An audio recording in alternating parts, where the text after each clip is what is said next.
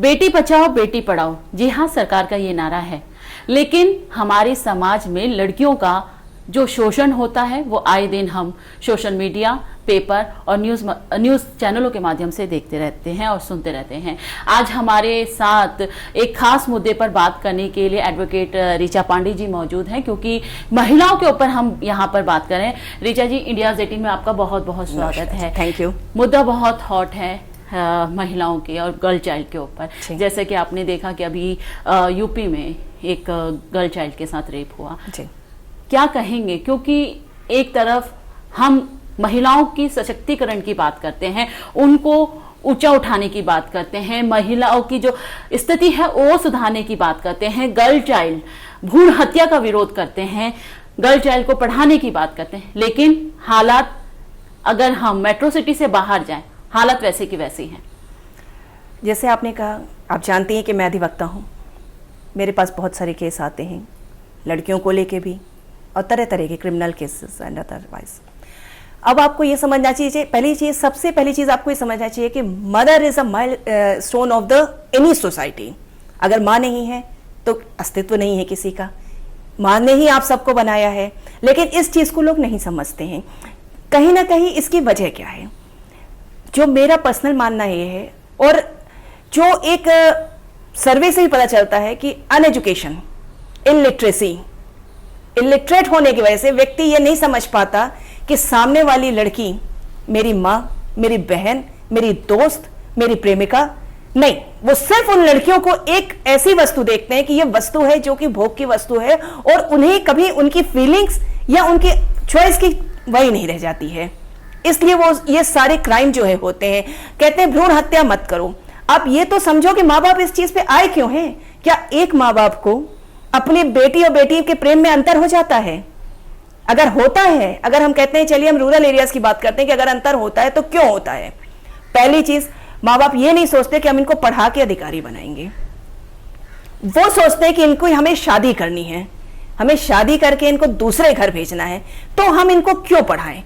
दूसरा सबसे इंपॉर्टेंट कि चलिए हमें मानते हैं कि अब इस टाइम वो पढ़ाने के लिए लोग तैयार हैं कि सब हम पढ़ा रहे हैं, लड़कियों को भेज रहे हैं, सरकार ने इतनी सारी पॉलिसीज निकाली है, इसकी वजह से जो है लोगों ने भेजना। लेकिन क्यों भेजना, डरते हैं। जैसे ही लड़की थोड़ा बड़ी होती है, उन्हें लगता है कि समाज के जो दरिंदे घूम रहे हैं वो कहीं ना कहीं मेरी लड़की को छोड़ेंगे नहीं, परेशान कर देंगे, और ये समाज जो कि मेरी लड़की के वो साथ ही गलत होगा, लेकिन तो लड़की को ही गलत मानेंगे, उस व्यक्ति को गलत नहीं मानेंगे, उस लड़के को गलत नहीं मानेंगे। जो कल्प्रिट है, जो विक्टिम है, वो हमेशा गलत हो जाएगा। जैसे कि आपने बहुत अच्छा उदाहरण दिया कि फीमेल को हम आगे क्यों नहीं करते, अपनी गर्ल चाइल्ड को आगे क्यों नहीं करते, हम उतना फोकस क्यों नहीं करते जो एक हम मेल चाइल्ड के ऊपर करते हैं।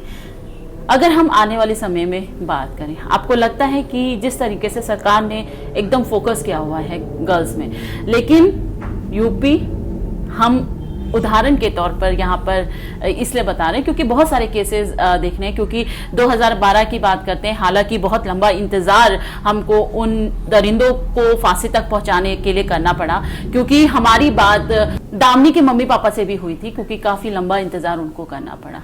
क्या लगता है कि क्योंकि आप एक खुद लॉयर हैं, ऐसे केसेस में इतना डिले, जब सब कुछ पता है कि हुआ ऐसे किया इन्होंने, फिर भी आप इतना लंबी कानूनी लड़ाई से लड़ रहे हैं? डिले, आपने एक वर्ड यूज किया, डिले। क्या आपको नहीं लगता पुलिस ने इन्वेस्टिगेशन करके सारी चीजें जो है सामने रख दी थी? उन्होंने जो है चार्जशीट लगा दी थी, इन्वेस्टिगेशन में डिले था नहीं। बाकी कानून तो हर एक को जो है समय देता है, हर एक को प्रॉपर जो है इंपॉर्टेंस देता है, हर एक को अपनी बात कहने का, और कानून जो है सबके लिए सामान्य है। कानून ये नहीं देखता कि साहब ये इसके ऊपर आक्षेप हुआ है तो हम इसको ये सुविधा नहीं दें। उन्होंने जो भी लड़ाई लड़ी, उनके वकील ने कानूनी तौर पे लड़ाई लड़ी, लीगल लड़ाई लड़ी। वो गलत है, हम जानते हैं, लेकिन हमेशा court believes in the evidence. सिर्फ जानना is not more than sufficient for us, they need a evidence for everything. As you have seen कि justice is blind. Blind means they believe on the evidence what you prove in the court. और उनको late इसलिए नहीं हुआ क्योंकि उनके वकील साहब को पता था कि हमें नेक्स्ट कहां मूव करना है, कैसे इनको रिलीफ दिलाई जा सकती है। तो इट वाज जस्ट अ कानूनी लड़ाई जिसे कहना चाहिए, दैट्स इट। बाकी इनको इंटेंशनली कोई लेट नहीं किया गया, nobody wants to protect them, ऐसा कुछ भी नहीं था। बस उनको जो भी अपॉर्चुनिटीज थी, जो कानूनी अपॉर्चुनिटीज थी, उन्होंने उसको प्रिवेल किया, उसी में समय लग गया। दिल्ली में 12 साल की लड़की के साथ दरिंदगी हुई, हमारे जो सीएम साहब है वो भी गए, दिल्ली महिला आयोग के अध्यक्ष वो भी गई।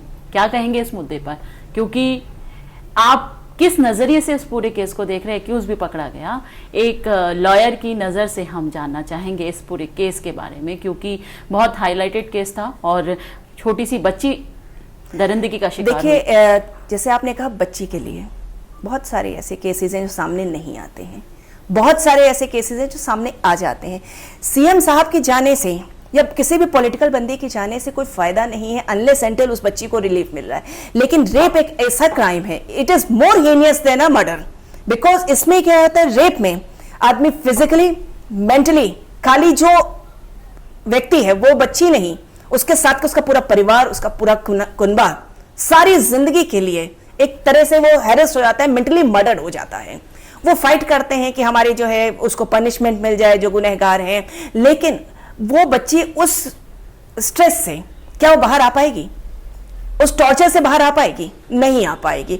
बाकी सुप्रीम कोर्ट इज देयर, वो जो है कहते हैं कि भाई ठीक है, hang till death when there is a heinous crime. Supreme court का ऑलरेडी वर्डिक्ट है, there is no mercy, there is no mercy at all when there is a heinous crime. तो और ये खाली एक दिल्ली की एक लड़की की कहानी नहीं है, ये हर सेकंड लड़की की, जो बच्ची लोगों की निगाह में, जो गंदे लोगों की निगाह में आ रही है। वो लड़के आप देखिए कॉलेज के सामने भी हैं, स्कूल के सामने भी हैं, और आप तो कह रहे हैं बाहर का आदमी। क्या घर में लड़कियां सेफ हैं? क्या मैं पूछती हूं, क्या घर में लड़कियां सेफ हैं? नहीं। घर के अपने जो आपके बहुत नियर एंड डियर हैं, क्या बच्चियों को मॉलेस्ट नहीं करते हैं? करते हैं। क्यों? तो इसमें लड़कियों को कुछ नहीं करना है, उन लड़कों को, उस परिवेश को, उनको अपने दिमाग को ठीक करना है कि साहब वो बच्ची है, इंसान है, कोई वस्तु नहीं है कि जिसने चाहा, जिसने जैसा चाहा वैसा कर दिया। कोई कुछ नहीं कहेगा। क्यों? क्यों नहीं कहेगा? बिल्कुल कहेंगे, और खुल के कहेंगे। एक तरफ तो आप माँ दुर्गा को पूछते हैं और एक तरफ कहते हैं कि नहीं, लड़की भोग की वस्तु है। ऐसा कैसे? मैम, कुछ कहना चाहेंगी उन लोगों को? कई ऐसे केसेस हैं जो हमारे, जैसे आपने भी कहा, नज़र पे नहीं आते, जो समाज के सामने नहीं आते। उन लोगों को कुछ कहना चाहेंगे, क्योंकि वो कहीं ना कहीं कानूनी जो प्रक्रिया होती है उससे महरूम होते हैं। कोई एक मैसेज जो एक जरिया हो उन तक हेल्प पहुंचाने का, आप कुछ कहना चाहेंगे? क्योंकि आप एक बहुत अच्छे जानकार हैं कानून के, कि वो लोग कैसे आगे। मेरा मानना यह है कि जो लोग समाज के डर से, जो लोग इस भय से कि हम समाज हमें क्या कहेगा, उनसे मेरी रिक्वेस्ट है, प्लीज प्लीज प्लीज, अगर किसी के साथ कभी गलत होता है तो जरूर सामने आइए। आप नहीं आएंगे तो उस व्यक्ति को, जो क्रिमिनल है, उसको इसमें इंकरेजमेंट मिलेगा और वो और आगे बढ़ता चला जाएगा। आज आपकी बेटी है, कल आपकी पत्नी होगी, कल परसों कोई और होगा। तो और दूसरा, अगर मान लीजिए कोई वर्ग ये कहता है कि साहब हमारे पास इतना पैसा नहीं है कि हम इतनी लंबी कानूनी लड़ाई लड़ें, तो ऐसा नहीं है। इसके लिए गवर्नमेंट ने बहुत सारे प्राविधान बनाए हैं, बहुत सारे आईपीसी में और सीआरपीसी में और कानून में, लॉ में इतने सारे प्रोविजंस हैं कि आपको बहुत सारी चीजें, बहुत सुविधाएं मिल सकती हैं, कानूनी हेल्प मिल सकती है, आपको वकील मिल सकते हैं कानून की तरफ से, भारत सरकार की तरफ से, जो आपके केस को लड़ेंगे और फॉलो अप करेंगे। अगर आपको मान लीजिए नहीं पुलिस वाले आपकी एफआईआर दर्ज करते हैं, नहीं रिपोर्ट करते हैं, तो आप कोर्ट जाइए, कोर्ट में 156(3) में जाइए, आपकी रिपोर्ट वहां दर्ज होगी। अगर वहां भी नहीं होती है तो आप इसका हवाला जो है हाई कोर्ट में दीजिए, सुप्रीम कोर्ट जाइए आप जो है। लेकिन प्लीज, मेरा मानना यह है कि इस पे जरूर से जरूर आप लोग खुल के सामने आए। जितना आप इस चीज को दबाएंगे, छिपाएंगे कि साहब हमारी बदनामी ना हो, हमें नहीं पता चलना चाहिए, छोड़ो जाने दो वाली एक चीज होती है। अगर जाने दो, कोई बात नहीं, छोड़ना नहीं चाहिए। हमेशा याद रखना चाहिए कि आप किसी लड़की की बात कर रहे हैं, वो लड़की जो हमेशा, जिसको हम कहते हैं कि जय जय जय से महिषासुर मर्दनी, जो महिषासुर को मार सकती है, तो फिर ये तो कुछ भी नहीं है, तो मानव मात्र हैं। ऋचा जी, इंडिया 18 से बात करने के लिए बहुत बहुत धन्यवाद। हमारे साथ एडवोकेट ऋचा पांडे जी थी, जिन्होंने हमसे बात करी और जिस तरीके से महिलाओं को फोकस करते हुए और जिस तरीके से हमारे समाज में कई ऐसी वारदातें देखने को मिल रही हैं जिसमें छोटी छोटी बच्चियों को शिकार बनाया जा रहा है, तो उन्होंने कई कानूनी जो बातें हैं वो बताई। अब हमें डरने की जरूरत नहीं है, हमें आगे आने की जरूरत है। जैसे कि उन्होंने कहा कि कानून में ऐसे कई प्रावधान हैं जिसमें आपकी मदद गवर्नमेंट करती है, आपकी मदद जुडिशरी करती है। तो आप लोगों से अनुरोध है कि जो बातें आपको बताई गई हैं उन पर अमल करें। आज के लिए बस इतना ही, लेकिन आप सब जुड़े रहिए इंडियाज 18 के साथ। नमस्कार।